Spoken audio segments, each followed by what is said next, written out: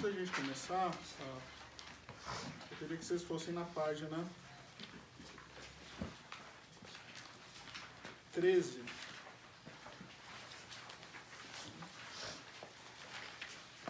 O texto bíblico que vai reger nosso retiro, basicamente o retiro inteiro vai ser uma meditação sobre São Marcos, capítulo 6, versículos 30 a 44.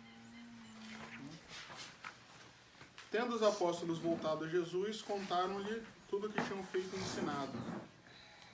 Ele disse-lhes: vinde à parte a um lugar solitário e descansai um pouco, porque eram muitos os que iam e vinham, e nem tinham tempo para comer. Entrando, pois, numa barca, retiraram-se à parte a um lugar solitário. Porém, viram-nos partir, e muitos souberam para onde iam, e concorreram lá, a pé, de todas as cidades, e chegaram primeiro que eles. Então, olha só, os apóstolos voltaram de uma missão, contaram para Jesus o que tinha acontecido, então, ou seja, eles, Jesus ficava com eles ensinando as coisas. Um momento determinado, Jesus manda eles fazerem a pregação. Então, eles vão fazer, digamos, a pastoral deles, o apostolado. E eles voltam animados, é a primeira vez que eles fazem isso, eles vão contando para Jesus como foi.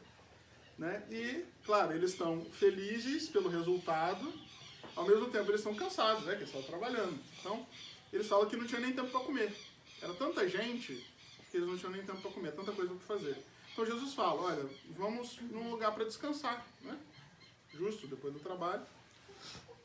Só que eles entraram na barca para atravessar o lago, para ir para outro lugar, e o povo que percebeu, o que eles fizeram? Eles deram a volta pela margem, para quando chegassem lá, o povão já estava lá, ou seja, não conseguiram ir para o lugar que eles queriam descansar.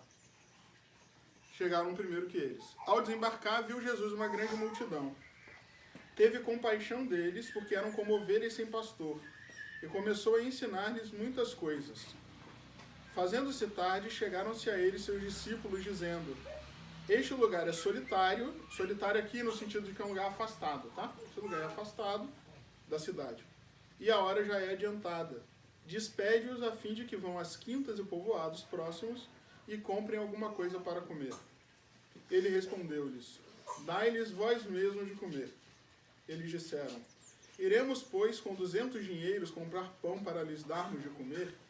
Ou seja, não tem, nem se a gente tivesse 200 denários, a gente teria condição de comprar comida para todo mundo, muita gente. Ele respondeu-lhes: dai-lhes vós de comer. Jesus perguntou-lhes: quantos pães tendes vós? E de ver. Depois de terem examinado, disseram-lhe: temos 5 e 2 peixes. Então mandou-lhes que os fizessem recostar a todos em grupos sobre a relva verde. E recostaram-se em grupos de 100 e de 50.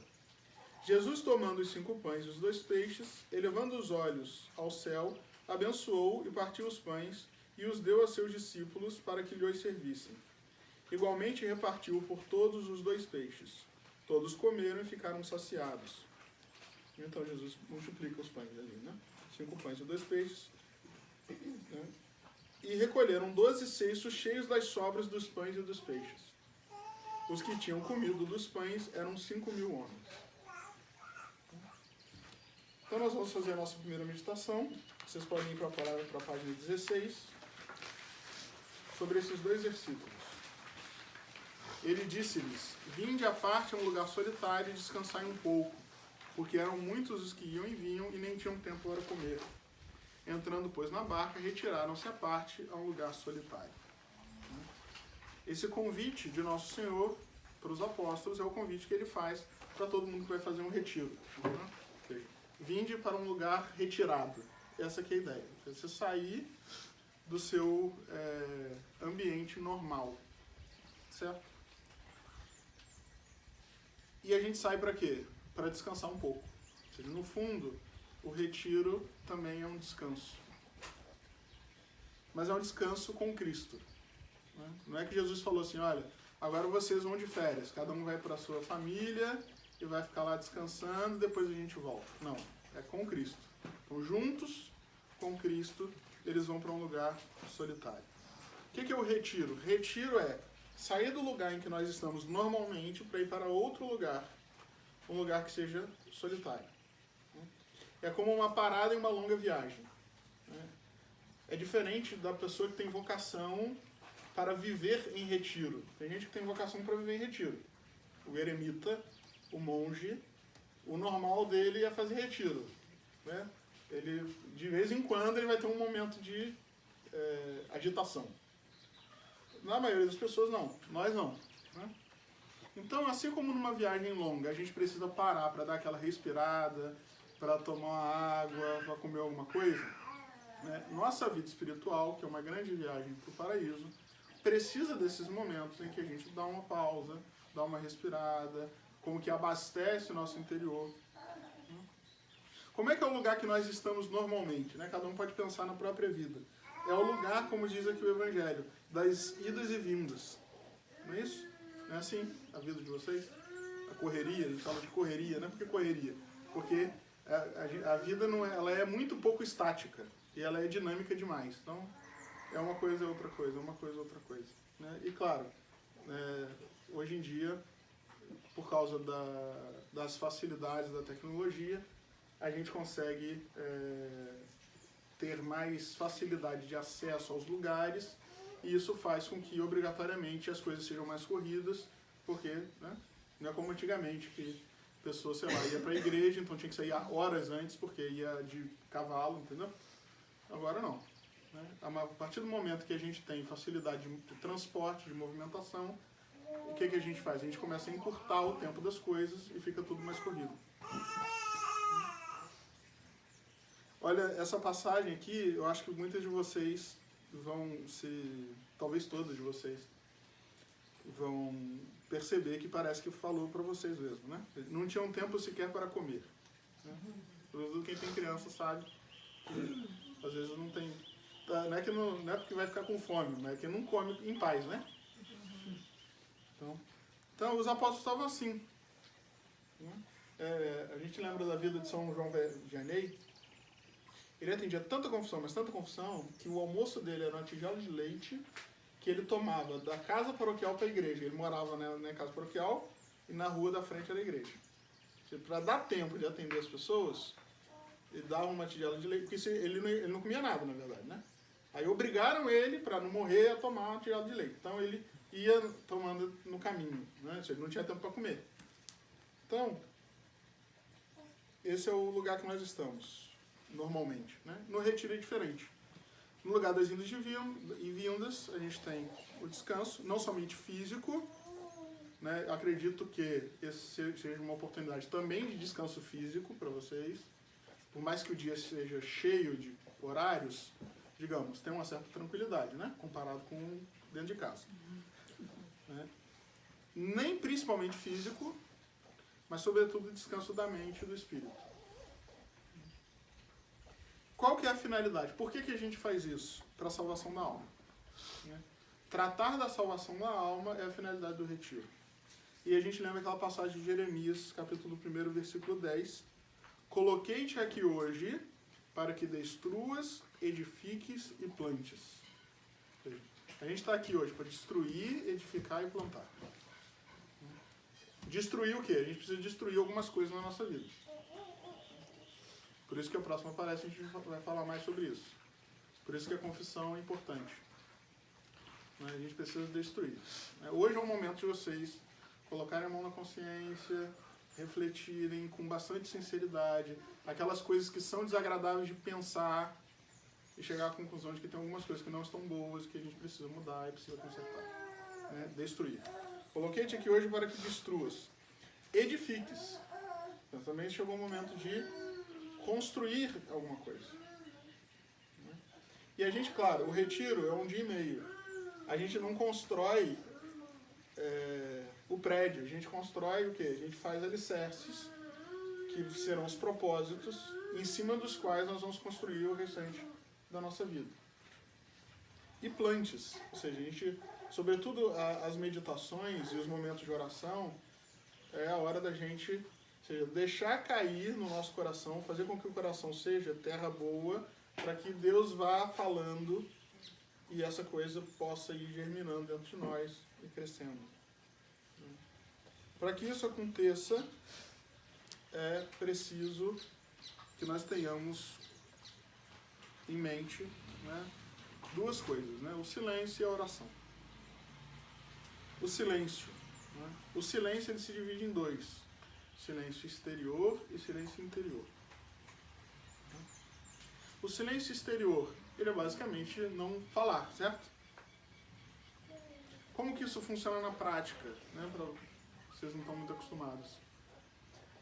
O silêncio significa, eu não posso falar nada que seja absolutamente, a não ser que seja absolutamente necessário. Né? Então é evidente que as coisas, digamos, né? Tem um negócio ali, né? E você, olha, cuidado aí para não tropeçar. Né? Ou então você vai num carro, posso, né, ir com você? Pode. Você entra. O silêncio significa, eu vou falar só aquilo que eu preciso falar mesmo. E não falar coisas, não jogar palavras ao vento. Isso é bom porque isso vai lembrando a gente que muitas vezes a gente desperdiça palavras e está na escritura que toda palavra que a gente falar vai ser levada em conta no juízo. Então isso é uma coisa que a gente vai fazer um dia e meio, mas que a gente levar para a vida, começar a medir melhor nossas palavras. Então, o silêncio é isso. Eu posso falar aquilo que for estritamente necessário em tom baixo. Também faz parte do silêncio o tom de voz. Né? Então, se eu preciso avisar alguma coisa, é como se fosse sussurrando. Certo? Isso ajuda a manter o espírito de silêncio. A partir do momento que eu falo qualquer coisa um pouco mais alto, aí o silêncio se perde. E, sobretudo, o silêncio interior. Aí é o mais difícil de todos. Né? Silêncio interior é a gente tentar... Né? Isso aqui, olha, eu acho que vai ser praticamente impossível que alguém consiga fazer isso de fato 100%, a não ser que receba uma graça mística de Deus. Né? Mas o que é? É o máximo possível desligar-se do mundo lá fora. Eu sei que vocês estão preocupados com o marido, com filhos. Assim, o máximo que puder, desligar um pouquinho. Entendeu? Confiar na providência. É bom pra gente confiar na providência. Vocês perceberem que vocês não são tão necessários assim quanto parece. Entendeu? Que as pessoas conseguem se virar sem vocês. Que tem muito marido que perde a esposa e se vira com as crianças. Né? Então, a gente também fazer esse exercício, sabe, de humildade. Né? E confiar na providência, sabe? De que Deus está lá, cuidando. Né? Confiar nas pessoas também, confiar nos maridos de vocês que estão em casa. Né? Nós não somos os sustentadores do universo, né? Por mais que pareça. A mãe, ela resolve tanta coisa, ela começa a achar que sem ela as coisas não andam, nunca, né? Então, também fazer o silêncio interior também significa isso. Né? Você parar um pouquinho para se concentrar em você mesmo. É o único momento em que você pode pensar só em você sem ser egoísta. É esse que é o momento. Então, o silêncio interior é isso. Então, sabe, quando os pensamentos começarem a, sabe, ficar bombardeando na cabeça, e, sabe, jogando fora, sabe, dá uma... Não é ficar pensando no vazio. Meditação cristã, silêncio cristão, não é ficar pensando no vazio. É você se concentrar no assunto do momento, que é a salvação da sua alma. É aquilo que foi falado na palestra, é a oração que você está fazendo. E é pouco tempo também, né? Vamos ser realistas. É um dia e meio, né? E esse silêncio, né, a gente fala, quando a gente que está acostumado a viver com horários de silêncio, como em um seminário, por exemplo, a gente aprende muito que o silêncio, ele é um silêncio fecundo. Ele tem que ser um silêncio fecundo. Ele não pode ser um silêncio que é simples ausência de barulho de palavras. Ele tem que ser um silêncio que vai gerar resultado dentro de mim. Para que isso aconteça, eu preciso de quê? De oração. Oração que a gente deve fazer sempre, mas que o retiro é um momento propício para a gente rezar mais e melhor. Mais e melhor. Eu sei que vocês não têm tanto tempo para fazer muitas orações e muito menos tempo para que as orações sejam longas, silenciosas. Mas agora vocês vão ter um pouco mais de oportunidade disso. Então aproveitar. Né? Não é só estar sozinho. O bandido que está na solitária, ele está sozinho. Né? Vocês não estão sozinhos. Vocês estão com Cristo. É um silêncio e um retiro com Cristo, com Jesus. Para que vocês façam 3 coisas. Chorem o passado, ordenem o presente e preparem o futuro. São essas 3 coisas. Chorar o passado significa refletir acerca da minha vida, dos meus pecados, renovar meu arrependimento. Renovar meu arrependimento. Sobretudo na segunda palestra nós vamos falar muito mais disso. Ordenar o presente, então, sabe, o que eu preciso consertar para hoje, né? Como eu preciso ser depois que eu sair do retiro, tem que sair diferente. E preparar o futuro são as resoluções, nós vamos falar disso também. Preparar o futuro.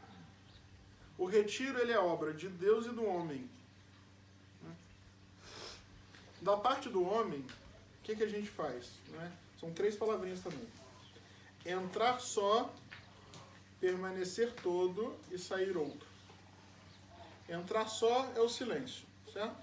É um silêncio exterior e interior. Eu estou sozinho. Só com Cristo. Então eu tenho que entrar sozinho. Permanecer todo. Permanecer todo significa dedicar-me totalmente ao que eu estou fazendo agora. Né? Confiança em Deus, na providência, para que o silêncio exterior e interior funcione. Confiança, para quem fosse confessar, confiança no confessor. E confiança na oração, uma entrega total na oração. E sair outro, ou seja, sair com fervor renovado. Pelo menos isso. Sim, o ideal é que vocês saiam outras, no sentido de que haja mudanças reais na vida.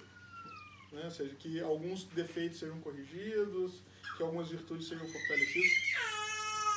Mas se não conseguir tanto, que pelo menos mais afervorado. Pelo menos isso. Né? Sair outro. E da parte de Deus, aquilo que está no Salmo 94. Se hoje ouvires a voz de Deus, não endureçais o vosso coração. Ou seja, se no retiro Deus falar com vocês, eu não estou falando aqui de visão mística, de palavras sensíveis. Estou falando, se Deus tocar no coração para mostrar que precisa corrigir alguma coisa, que precisa mudar alguma coisa, não endurecer. Porque Deus faz isso direto com a gente e a gente finge que não escuta. Né? O ser humano, ele tem uma grande capacidade de fazer transposição de barulho, né? Ou seja, agora a gente tem alguns barulhos. Tem o barulho da água, tem o barulho da criança, tem o barulho do vento. Só que a gente concentra, vocês estão concentrados na palavra que eu estou falando, então vocês botam aquilo na frente. Então, às vezes Deus faz isso, só que no dia a dia, o que a gente faz? A gente pega aquilo que Deus falou, joga lá para trás e bota as outras coisas na frente. Então, se Deus falar, a gente não endureceu o coração, escutar. Esse é o momento de escutar, entendeu? E se a gente faz isso, a gente faz um bom retiro. Então, nossa primeira meditação basicamente é isso. Descansar a mente e o espírito, né? Deixar o mundo lá fora, o silêncio, externo e interno, rezar, tratar da salvação da alma, chorar o passado, ordenar o presente, preparar o futuro, entrar só, permanecer todo e sair outro. E se Deus falar, né, não endurecer o coração. Certo? Daqui a 15 minutos a gente começa assim encaminhar, né, para a igreja. Vocês podem fazer as anotações durante a palestra, como estão fazendo. Eu aconselho, isso pode fazer quem quiser, eu aconselho que no momento, né, posterior, vocês retomem suas anotações, acrescentem, sabe? É muito interessante quando a gente escuta uma pregação de retiro, não é uma pregação normal, uma homilia, que a gente não só né, marque ali o que a gente escutou, mas daqui, sabe, alguns minutos, a gente tem que recordar que aquilo que vocês conseguirem recordar é aquilo que de fato marcou mais. E às vezes anotar aquilo, para que depois, num outro dia, no futuro, vocês peguem esse livrinho e lembrem e comparem, nossa, será que aquilo que eu pensei para minha vida naquele momento, será que eu fiz frutificar? Será que eu simplesmente esqueci? Será que eu abafei isso dentro de mim? Posso perguntar? Se ouvir Deus aqui, tem alguma técnica, sei lá, não sei, saber se sou eu ou se é Deus, se é meu ego? Então aí, só, digamos, né?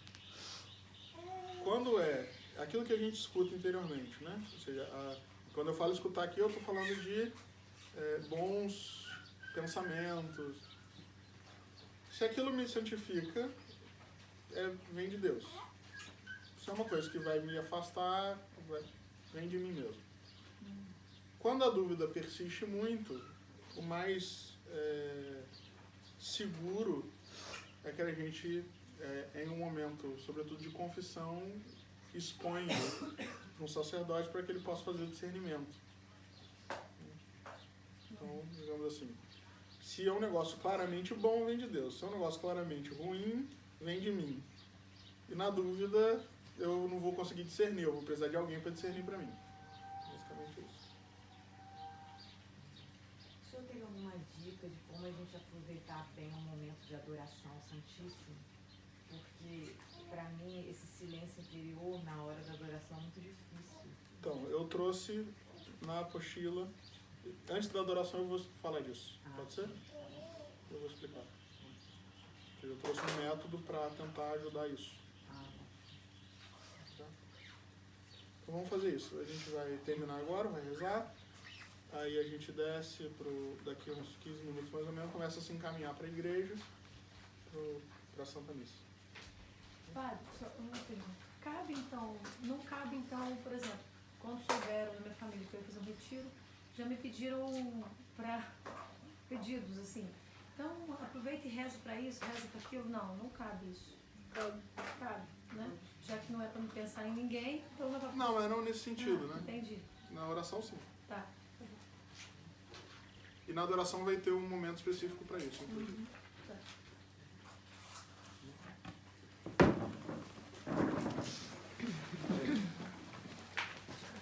Está aí na página 5.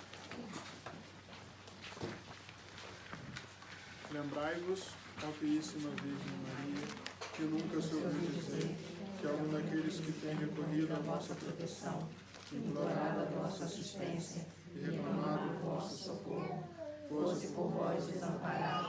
Animado, pois, com igual confiança, a vós, Virgem entre todas as singular, como a mãe recorro, de vós me valho, e gemendo sobre os pesos dos meus pecados, me prostro aos vossos pés. Não rejeiteis as minhas súplicas. Ó Mãe do Filho de Deus humanado, dignai-vos de ouvir e me alcançar o que vos peço. Amém.